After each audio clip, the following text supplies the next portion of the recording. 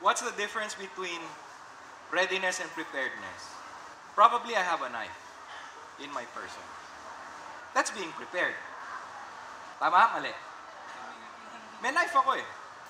I'm prepared. What's the difference between being prepared and being ready? Knowing how to use it. What else? When to use it? Am I ready now?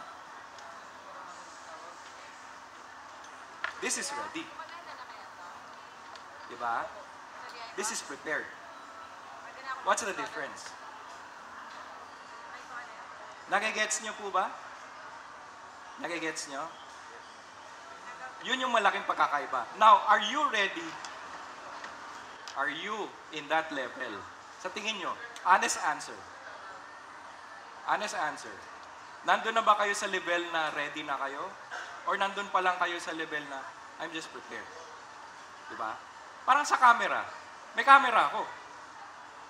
I'm prepared. Pero, may camera ako, may dumaan na eksena, tak, tak, tak, tak, tak, tak. I'm ready. Gets? Yun yung malaking pagkakaiba. But mind you, don't pressure yourself to get into that level. Medyo mahirap. I spent at least 40 years getting to that level. And I'm still refining it. Medyo recently ko lang nalaman yun. Marami din akong pinagdaanan. Nagdaan na rin ako sa post-traumatic stress disorder. Nagka-PTSD na rin ako. Just to get to that level. Okay?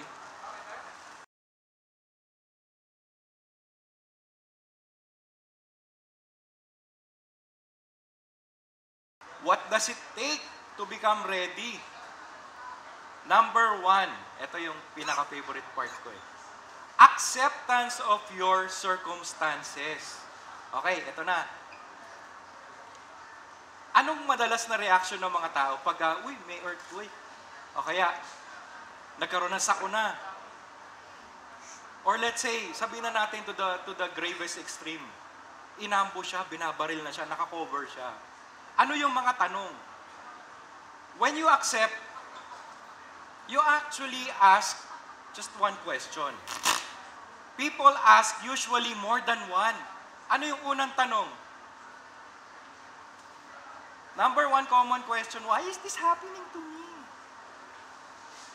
Diba? Why? Pangalawang question, ito yung paborito kong question. And I'm sure people have asked it. Lumilindol, pak, nagko-collapse ang building. Ang tanong nila, is this for real? Diba? Two major questions na tinatanong ng tao. Why is this happening and is this for real? Let's be honest. Magpakatotoo tayo, naitanong nyo na sa mga sarili nyo yon at one point. Ako naitanong ko na eh, sa sarili ko eh. But now, since I'm accepting, the only question I'm asking is, what should I do? Or, what is my next step? Yun na yung tanong. Hindi na yung, tinanggap ko na eh. So, malakas na earthquake. Whoa! Yeah, boy. What can I do? Saan ako dapat pumunta? Anong dapat kong gawin? Hindi na yung, what is happening? Is this for real? Yes. Unfortunately, marami pa sa atin ang nandun sa is this for real. Pangalawa, the ability to embrace discomfort. Bakit napaka-importante nito? Because, in a doomsday scenario, wala nang comfort. Diba? People are so imprisoned by the cellphone, by technology, lahat. Naglalakad na. Tapos dami sa Lasal, pag nakakita silang gumaganon, gaganunin na lang yung cellphone. Eh. Hindi napapalag yung estudyante. Kukunin na lang. Dati tututukan ka pa eh. Ngayon, hindi na. Damat. Ganun na yun. Because, sa sobrang smart ng technology, ang tao bobo na. So, what is the ability to embrace discomfort? Example, kagaya ko. Ugali ako, nagugutom ako pag 2:00 ng madaling araw. may 7-Eleven sa kanto, lalakarin ko na lang siya. Diba? Some people, may kilala ako, sasakay pa ng scooter yan. What's the difference? Ako kaya kong maglakad.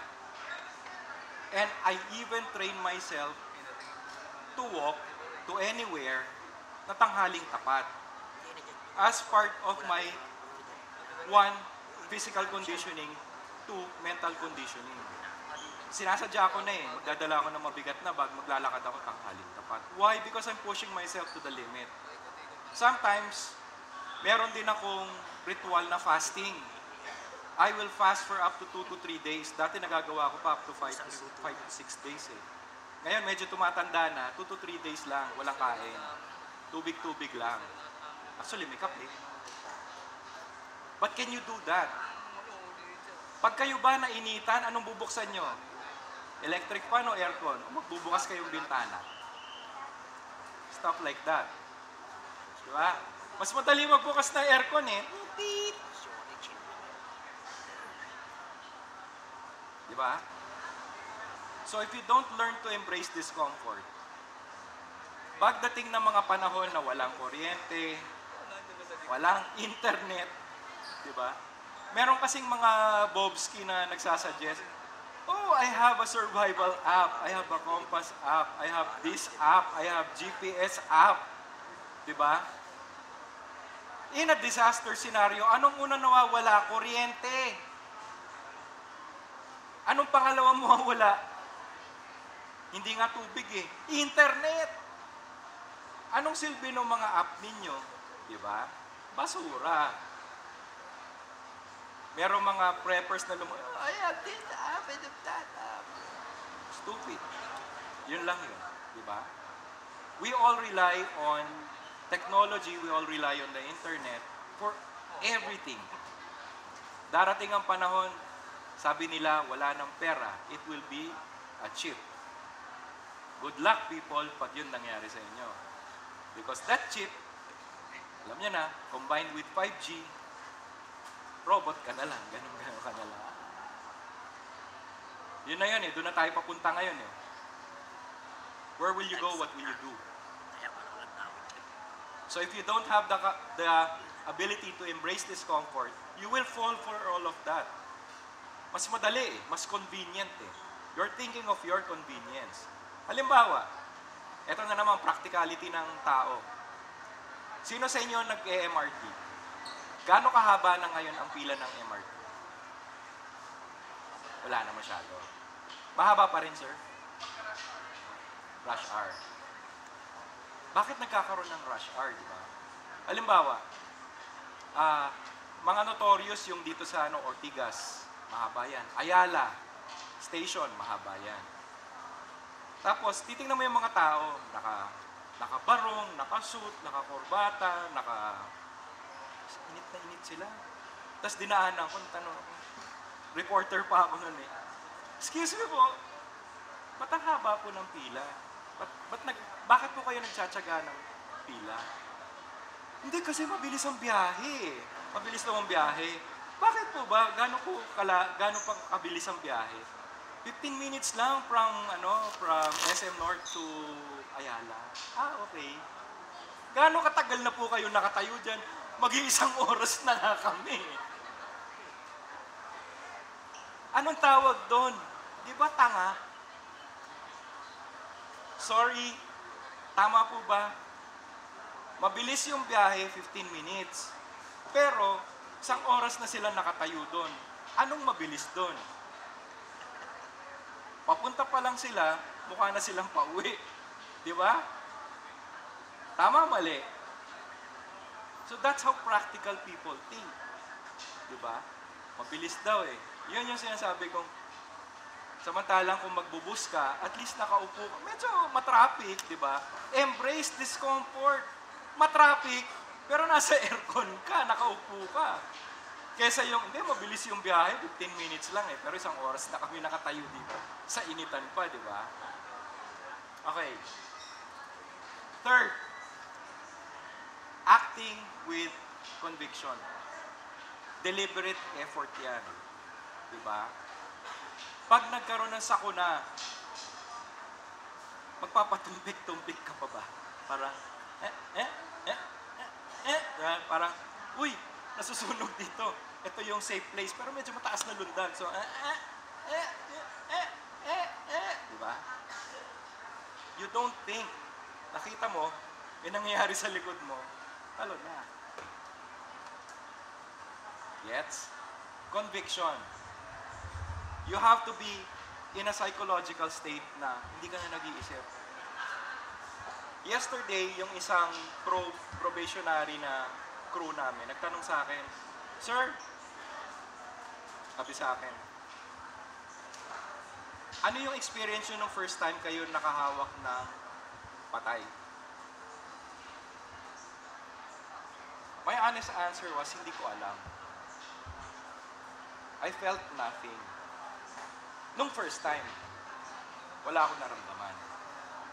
Kasi, parang off-duty kami, biglang may nagdala ng pasyente, nakasakay sa plywood, pinasok sa ambulansya. Wala na ako naisip eh. Diretso na kaagad ako nag-compress eh. Di na ako nag-isip. It was the second patient, doon ako nagkaroon ng post-traumatic stress. So, hindi natin masabi eh. At during the first instance, I was at the ready. Ready na ako. Or, na-force ako into a situation where I had to be ready. Ngayon, tinatanong sa akin, Sir, nakakailang pasyente na kayo na CPR? Sabi ko, after kong bumilang ng 15, hindi ko na mabilang mesa ngayon eh. To this point, hindi ko na mabilang. Because, wala, that's the nature of the game. But, meron kaming mga crew, pag first time nila nakakita, anong reaction nila? Uy, labas yung gurney! Uy! Hey, are you okay? Ganon kagad yun. Unfortunately, many people are like that.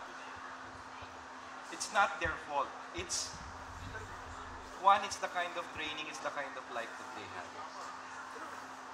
For another, okay, sige, sabihin na natin, there are what we call preppers, pero kapag sila ay nag-prepare, they're thinking along the lines na, oy, I live in a condominium, I live in a comfortable home, I have the convenience of searching for anything, Google it. Diba? Ganon yung preparasyon nila. Hindi nila naiisip na dapat may physical effort, kaya nila maglakad. Kasi bakit? Eto, next question ko sa inyo.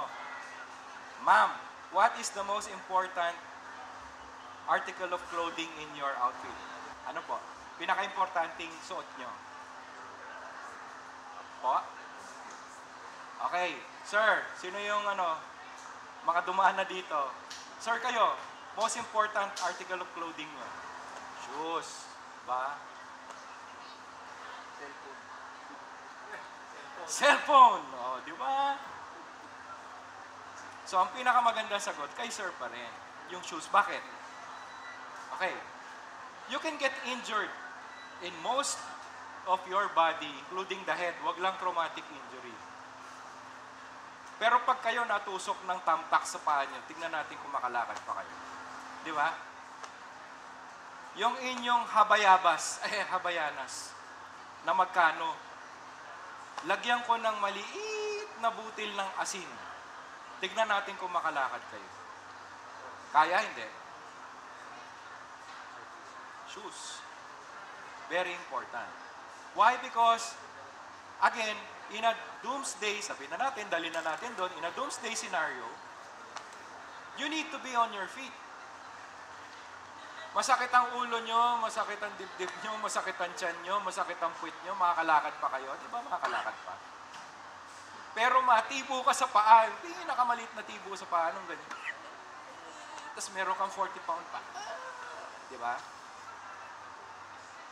This is my 72-hour bug out bag. Tapos natibo ka. Di ba? Pansin nyo, in your dress code, ganda postura nyo, pero yung shoes nyo, mali ang fit. Di ba pagod kayo at the end of the day?